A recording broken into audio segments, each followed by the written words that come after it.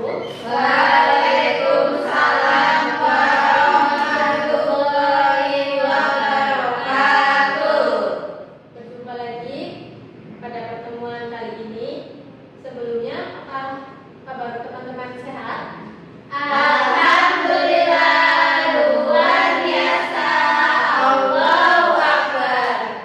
Sebelum memulai pelajaran, kita berdoa dulu ya, anak-anak. Siap, Bu. Salah satu dari kalian pimpin doa. Baik, sebelum memulai pelajaran pada pagi ini, alangkah baiknya kita berdoa terlebih dahulu. Berdoa dimulai. Bismillahirrahmanirrahim. Raditu billahi rabban wa bil islami dinan wa bi Muhammadin nabiyya wa rasulah. Rabbi zidni ilman warzuqni fahman. Amin. Doa selesai. Ibu akan mengabsen kalian dulu ya. Siap, Bu. Maya, Hadir, Bu. Nida, Hadir. Jessica, Hadir. Salsa, Hadir, Bu. Ikya, Hadir. Sabrina. Tidak ada, Bu. Kenapa tuh? Sakit.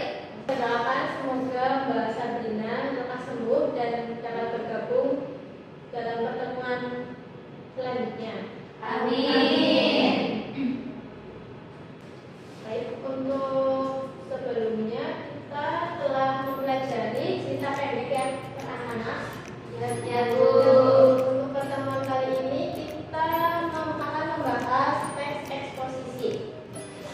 Sebelumnya, kalian tahu apa itu teks eksposisi? Belum tahu. Bu. Sebelum memulai apa itu teks eksposisi, dalam teks eksposisi ini mencakup ada pengertian, struktur, jenis-jenis teks, dan kaidah kebahasaan teks eksposisi. Yang pertama, pengertian teks eksposisi. Teks eksposisi merupakan jenis teks yang bertujuan untuk menyampaikan informasi atau pengetahuan secara jelas dan terperinci kepada pembaca. Teks ini juga bersifat non-fiksi dan sering digunakan untuk menjelaskan sesuatu secara logis atau berdasarkan fakta. Jadi teks eksposisi ini bukan teks yang mengada-ngada. Setelah pengertian, ada ciri-ciri teks eksposisi. Yang pertama, tujuan informatif, yakni bertujuan untuk memberikan penjelasan atau informasi yang memperluas wawasan pembaca. Yang kedua, bahasa yang jelas dan objektif, artinya menggunakan bahasa yang lugas, logis, dan berdasarkan fakta. Kemudian yang ketiga, tidak memengaruhi pembaca. Jadi teks eksposisi ini tidak berusaha memengaruhi pembaca, tetapi memberikan informasi. Kemudian yang keempat, struktur tertentu, yang artinya memiliki struktur yang terdiri atas tesis, argumen, dan penegasan ulang, yang nantinya akan kita bahas sendiri. Kemudian yang terakhir, untuk ciri-ciri teks eksposisi yaitu menggunakan fakta. Jadi teks eksposisi ini berisi data atau informasi yang nyata yang dapat dipertanggungjawabkan. Setelah adanya ciri-ciri, kita lanjut ke struktur eksposisi. Yang pertama ada bagian tesis atau pernyataan pendapat, yang artinya pada bagian pembuka ini yang berisi pandangan atau gagasan utama tentang topik yang akan dibahas pada teks eksposisi nantinya. Kemudian pada bagian pernyataan pendapat atau tesis ini memberikan gambaran umum mengenai isi teks dari teks eksposisi. Kemudian bagian yang kedua ada argumentasi. Pada bagian ini penjelasan, alasan, dan data pendukung yang mendukung tesis dalam teks eksposisi. Kemudian, argumentasi ini seringkali mencakup fakta, statistik, contoh, atau pendapat dari para ahli.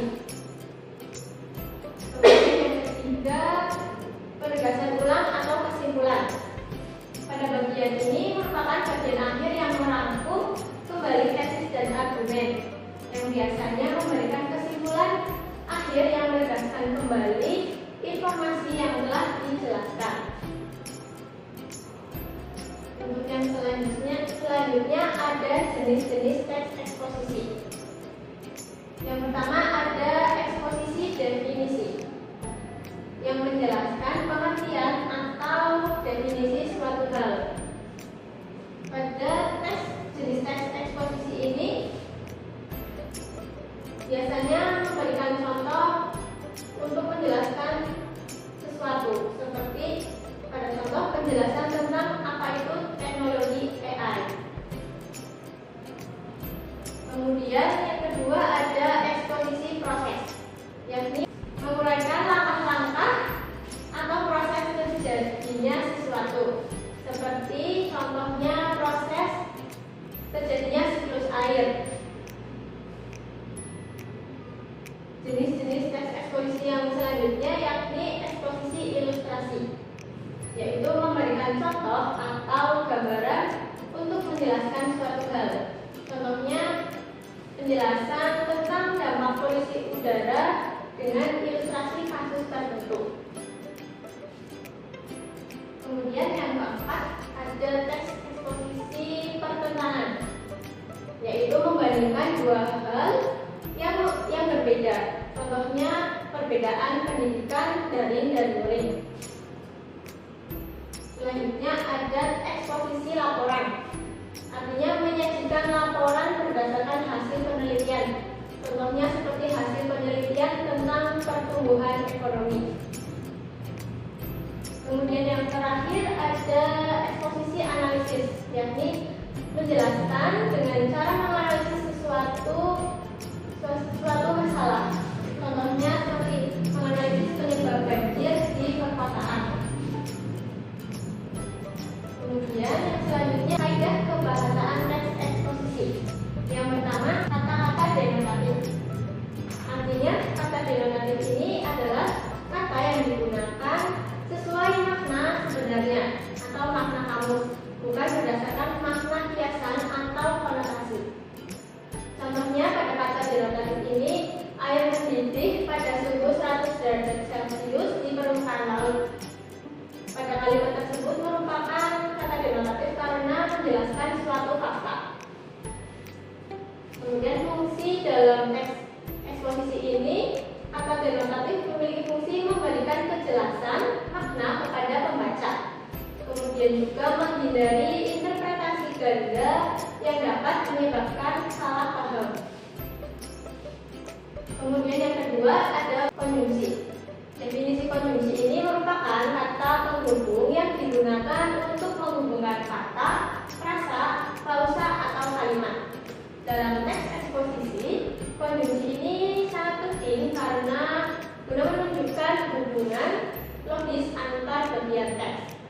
Fungsi konjungsi dalam teks eksposisi ini untuk menyusun alur teks agar lebih runtut dan logis. Kemudian juga dapat membantu pembaca memahami hubungan isi dalam teks. Kemudian yang ketiga ada pronomina atau kata ganti. Pronomina sendiri berarti kata yang digunakan untuk menggantikan kata benda atau nama. Fungsi pronomina dalam teks eksposisi ini untuk menghindari pengulangan kata benda secara berlebihan. Kemudian juga membuat teks lebih efisien dan mudah dipahami. Yang selanjutnya ada verbal, material, dan relasional, yang berarti kata kerja yang menunjukkan suatu tindakan, keadaan, atau proses. Fungsi verbal, material, dan relasional sendiri yaitu memberikan penjelasan proses atau verbal, material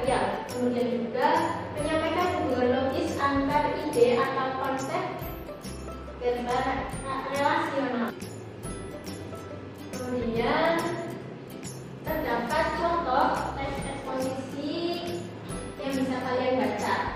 Ibu mau minta tolong untuk anak-anak membacakan paragraf pertama oleh Mbak Ilya. Sarapan pagi adalah kebiasaan penting yang seharusnya dilakukan oleh semua orang karena memberikan energi untuk memulai hari dan meningkatkan konsentrasi. Pertama, sarapan pagi membantu tubuh mendapatkan energi yang cukup setelah berpuasa semalaman. Dengan asupan makanan di pagi hari, tubuh memiliki sumber tenaga untuk menjalankan aktivitas harian. Kedua, penelitian menunjukkan bahwa orang yang rutin sarapan memiliki daya konsentrasi lebih baik dibandingkan yang tidak sarapan. Hal ini sangat penting terutama bagi pelajar dan pekerja yang membutuhkan fokus tinggi. Ketiga, sarapan pagi yang sehat juga dapat membantu menjaga berat badan. Makanan bergizi seperti oatmeal, buah-buahan, dan roti gandum membantu menahan rasa lapar lebih lama sehingga mengurangi keinginan untuk ngemil. Dengan manfaat yang besar bagi kesehatan dan produktivitas, sarapan pagi seharusnya menjadi kebiasaan sehari-hari. Mulailah hari Anda dengan sarapan yang bergizi untuk menjalani aktivitas dengan lebih semangat dan fokus. Baik, terima kasih untuk Mbak Ilya. Dari materi yang telah saya sampaikan, apakah teman-teman sudah memahami semuanya? Sudah. Yang saya jelaskan tadi, ada apa saja tentang terkait teks eksposisi? Pengertian, Selain pengertian, jenis-jenis, kemudian struktur, dari keempat materi ini, mana yang kalian masih ingat? struktur, Bisa disebutkan apa saja struktur teks eksposisi? tesis, argumentasi, pendekatan ulang. Jadi teman-teman di sini udah paham ya? Alhamdulillah. Nah, kemudian dari struktur teks eksposisi ini, apakah teman-teman bisa menjelaskan mana bagian tesis, argumentasi, dan kesimpulan? Ya, Mbak Ilya. Untuk bagian tesis terdapat pada paragraf pertama yang sarapan pagi adalah kegiatan penting yang seharusnya dilakukan oleh semua orang karena memberikan energi untuk memulai hari dan meningkatkan konsentrasi. Untuk pertama, kedua, dan ketiga masuk ke dalam argumentasi. Untuk paragraf terakhir masuk ke dalam penegasan ulang. Ya, betul. Terima kasih untuk Mbak Ilya yang telah menjawab dan menemukan struktur teks eksposisi dalam bacaan ini. Terutama untuk Mbak Ilya. Saya cukupkan untuk materi kali ini. Apakah dari teman-teman ada yang ingin ditanyakan? Tidak.